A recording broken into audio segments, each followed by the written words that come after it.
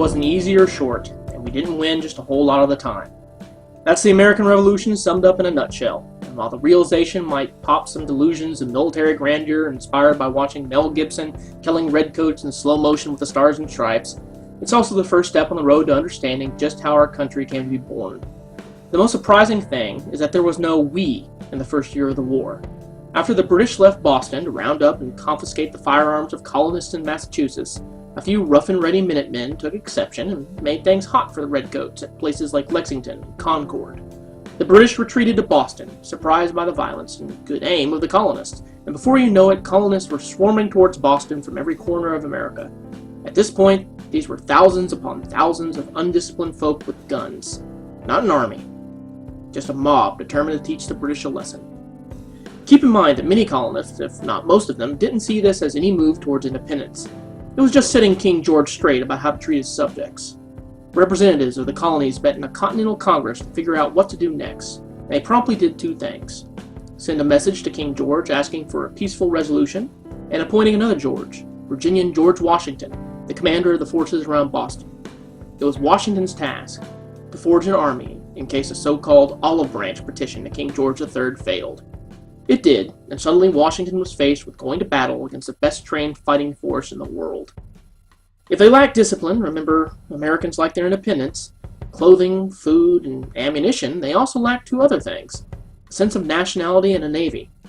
Each colony saw no real need to help another. South Carolina didn't see why it had to suffer just because Massachusetts was being rebellious. Getting the colonies to donate food or money to the ragtag army of Washington was a chore.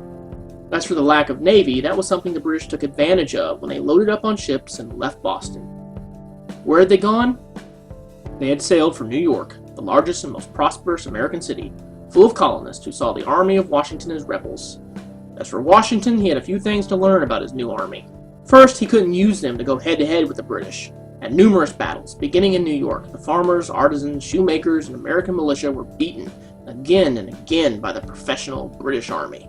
Washington was slow to learn that the same rebelliousness that made Americans who they were also made them hard to train, and asking them to go up against professionals ended up in a lot of dead colonists. As Washington read out the Declaration of Independence in 1776, almost a year after the war began, the British were on their way to capturing New York, Boston, and Philadelphia. So Washington changed tactics.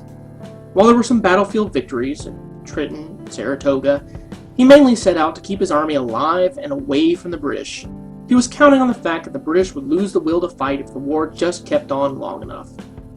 Through dreadful winters at places like his encampment at Valley Forge, Washington kept his starving, ill-equipped army from disintegrating as the Continental Congress and the colonies squabbled about money and supplies. Meanwhile, Ben Franklin and John Adams had gone to France to secure French troops and, more importantly, the French Navy to help fight against the British. It was an alliance that finally broke the British will to continue the conflict.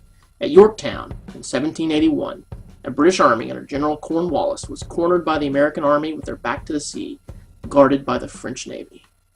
While the war itself took a little while longer to wind down, it was Washington, more than anyone, who won the American Revolution. And then he set the tone for the American Republic when he resigned his position, laid down his power, and went home to farm. Never before had someone given up that much power, and his example would light our way for generations.